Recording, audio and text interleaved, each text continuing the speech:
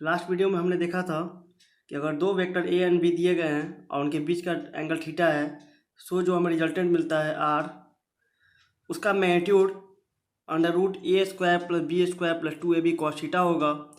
और ये जो एंगल रिजल्टेंट जो एंगल ए के साथ बनाएगा उसे हमने अल्फ़ा सपोज किया था, उसकी वैल्यू होगी tan inverse B sine theta upon A plus B cos theta. Okay, suppose जो ए और बी है दोनों का मैग्नीट्यूड सेम हो, दैट मीन्स ए की जो लेंथ है, ए वेक्टर की जो लेंथ है और बी वेक्टर की जो लेंथ है वो दोनों सेम हो। सो ऐसे केस में magnitude of a plus b कितना होगा? बिकॉज ए का मैग्नीट्यूड और बी का मैग्नीट्यूड सेम है, तो हम सपोज करते हैं यहाँ पर ए का मैग्नीट्यूड इक्वल टू बी का मैग्नीट्यूड इक्वल टू, हम ए सपोज कर लेते हैं। इसका फॉर्मूला को एक और फॉर्म में लिख सकते हैं, इसको हम वेक्टर फॉर्म में लिखेंगे। जो ए प्लस बी का मैग्नीट्यूड का फॉर्मूला हमें मिला था A square plus B square plus 2ab cos theta, उसको हम इस फॉर्म में भी लिख सकते हैं in vector form. A is the magnitude of A, B is the magnitude of B, again A is magnitude of A, B magnitude of B and cos theta. Okay, A की जगह मैंने mod of ए लिख दिया है, B की जगह mod of B लिख दिया है बस। To our question, if mod of a equal mod of B, so mod of a plus b क्या होगा? ए क्या है यहाँ पर? मैग्नीट्यूड ऑफ, इसको हम लिख सकते हैं यहाँ पर मॉड ऑफ ए का स्क्वायर, यहाँ से मॉड ऑफ बी का square two mod of A mod of B cos theta. Mod of A क्या है? A, so mod of A का square A square, mod of B क्या है? A ही है, सो ए का square two A mod of A equals A, mod of B equals A cos theta. So this will be A square 2a square 2a 2 into A 2a square cos theta. So 2a square common हो जाएगा, इसको हम लोग लिख सकते हैं 1 plus cos theta. और trigonometry अगर आपने पढ़ा होगा तो 1 प्लस कॉस थीटा फॉर्मूला होता है 2 cos square theta by 2। So root से जो पेयर होता है वही बाहर निकलता है, तो 2 जो है वो 2 बार है तो एक बाहर आ जाएगा, ए 2 बार है ए स्क्वायर तो एक बाहर आ जाएगा, cos square theta by 2 cos theta by 2 2 बार है तो एक बाहर आ जाएगा। So for direction tan alpha यहाँ पर by a plus B cos theta.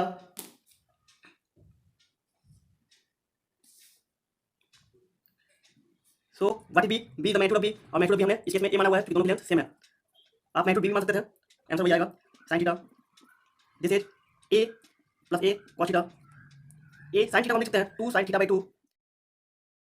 Here is a is magnitude of A, B is again magnitude of vector b cos theta. Magnitude of b हमने क्या माना है? मैग्नीट्यूड ऑफ बी क्या है? ए है, ए sine theta,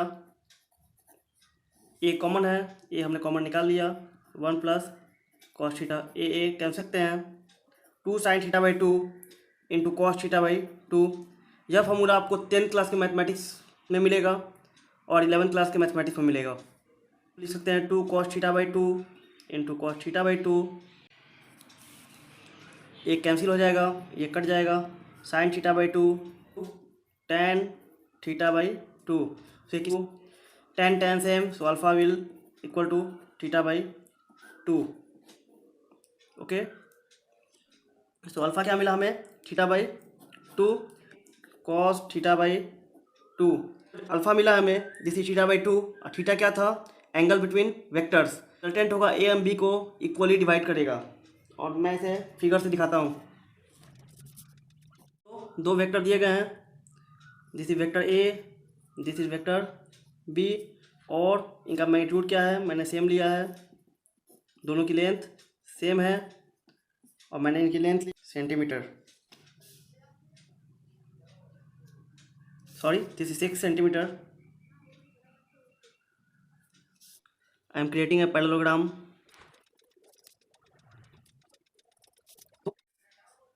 This is angle theta. Resultant will be this one. So this was vector A, this was vector B, this is vector R. और इसकी value क्या होगी? इसकी वैल्यू होगी 2a cos theta by 2. A is magnitude of both vectors. Next alpha equal theta by 2. मैंने जो vector R है, जो रिजल्टेंट वेक्टर है, वो A और B के बीचों बीच जा रहा है. सो दिस इज थीटा बाई 2. हमने देखा यदि दो वेक्टर A एंड B दिए गए हैं, सो उनका एडिशन करने पे जो हमें रिजल्टेंट मिलेगा वो भी एक वेक्टर होगा जिसका मैग्नीट्यूड यह होगा और डायरेक्शन हमें इस फॉर्मूला से मिलेगा. अब हम कुछ स्पेशल केस लेंगे में कभी थीटा की वैल्यू 0 होगी, कभी 90 होगी, तो कभी 180 होगी. So this was our formula. Magnitude of A plus B equals A square plus B square plus 2AB cos theta. So जब हम थीटा का वैल्यू जीरो लेंगे, that means A and B are parallel. A plus B A square plus B square plus 2AB cos 0 degree. और cos 0 degree होता है 1 और sign 0 degree होता है 0. कॉस 0 वैल्यू कितना हो जाएगा? 1. This is A plus b the whole square और स्क्वायर से रूट कैंसिल हो जाएगा, तो आपको मिलेगा A plus b. That means यदि दो वेक्टर पैरेलल हो या उनके बीच का एंगल 0 हो, सो उनका रिजल्टेंट आप वेक्टर के मैग्नीट्यूड को सिंपली जोड़ के निकाल सकते हैं. A is the magnitude of vector A, B is magnitude of vector B. सो अगर मैं बोलूँ कि अगर दो वेक्टर दिए गए हैं, एक वेक्टर 5 न्यूटन है, दूसरा वेक्टर 7 न्यूटन है, और दोनों सेम डायरेक्शन में लग रहे हैं, तो आप रिजल्टेंट बताएं. तो रिजल्टेंट आप बोलेंगे 5 + 7 12 newton because the vectors are in same direction. Angle between them is 0. अब हम एंगल निकालेंगे कि जो रिजल्टेंट वेक्टर होगा वो किस डायरेक्शन में होगा. Remember, A vector is completely specified only when direction is given with the magnitude. So let's find the direction. So tan alpha equals b sine theta की वैल्यू कितनी है? 0 degree. And b into sine 0, b into 0 tan alpha is 0. Alpha will tan equals alpha is 0 degree. यानी कि जब दो vector parallel दिए गए हों और एक ही डायरेक्शन में हो, सो उनका रिजल्टेंट पाने के लिए आप सिंपली जोड़ दीजिए. तो resultant will be A plus B simply, और उनके बीच का एंगल 0 डिग्री होगा. A एंड रिजल्टेंट के बीच का एंगल 0 डिग्री होगा. डैट मीन्स A के डायरेक्शन में ही रिजल्टेंट लगेगा. So resultant will be simply A plus B. यहाँ से यहाँ एक लाइन खींच देंगे जिसका मैग्नीट्यूड A प्लस बी होगा और डायरेक्शन सेम होगा. Equal to 90. सपोज कीजिए दो वेक्टर A एंड B हैं और उनके बीच का एंगल 90 डिग्री है. सो उस केस में हम निकालेंगे कि रिजल्टेंट का मैग्नीट्यूड कितना होगा. तो A square plus B square plus में भी cos 90 डिग्री और cos 90 डिग्री 0. cos 90 डिग्री हो जाए 0. सो यहाँ पर आएगा A square plus B square plus में भी 0 होगा, जो आएगा. तो A square plus B square mod of A plus mod of B equals A square plus B square. So resultant हमें क्या मिला? Under root A square plus B square. और एंगल क्या होगा? रिजल्टेंट जो एंगल बनाएगा A के साथ वो कितना होगा? So tan alpha equals B sine B sine 90 degree by A plus B cos 90 degree. B sine 91 A cos 90 होता है 0 डिग्री 0. सो tan अल्फा कितना मिलेगा? tan alpha by A. इस चीज़ को हम बाई फिगर समझते हैं. सो हमारा vector A and B given है. रिजल्टेंट के लिए हमें मालूम है अगर दो वेक्टर टेल टू टेल हो तो हम एक पैरेललोग्राम क्रिएट करते हैं. So let me draw parallelogram. In this special case parallelogram become rectangle. In this special case parallelogram जो हम बनाएंगे वो रेक्टेंगल होगा and the diagonal of this rectangle. आप देख सकते हैं अगर ये A है तो ये भी A होगा, अगर ये B है तो ये भी B होगा. अगर आप इसे मैं ढक दूँ तो this is a right angle triangle. This is A, this is B and this is alpha. Alpha is the angle made by the resultant with A. So यह जो है राइट एंगल ट्रायंगल का हाइपोटेन्यूज होगा. ये क्या है? Perpendicular. ये क्या है? बेस. सो हाइपोटेन्यूज का स्क्वायर इक्वल टू बेस का स्क्वायर प्लस परपेंडिकुलर का square. So this is resultant R. So R का square equal to A square plus B square. That means R equal to under root A square plus B square. और ये क्या है? Resultant है equal to under root A square plus B square. Angle जो alpha है आप देख सकते हैं tan alpha equal to B by A, this length is B, this is A, tan alpha equal to B by A, tan alpha equal to B by A. So इसको हम by figure भी solve कर सकते हैं। हम theta की जगह 180 रखेंगे, ए स्क्वायर मीन्स दोनों डायरेक्शन में A square plus B square plus 2ab cos 180 degree, और cos 180 का वैल्यू होता है -1। सो हम क्या मिलेगा, A square plus B square plus 2ab into cos 180 -1, this is A square plus B square minus 2ab, this is A minus B the whole square. A minus B आप simply कर सकते हैं, square root और square cancel हो गया। So A B is magnitude of B. So हम angle निकालेंगे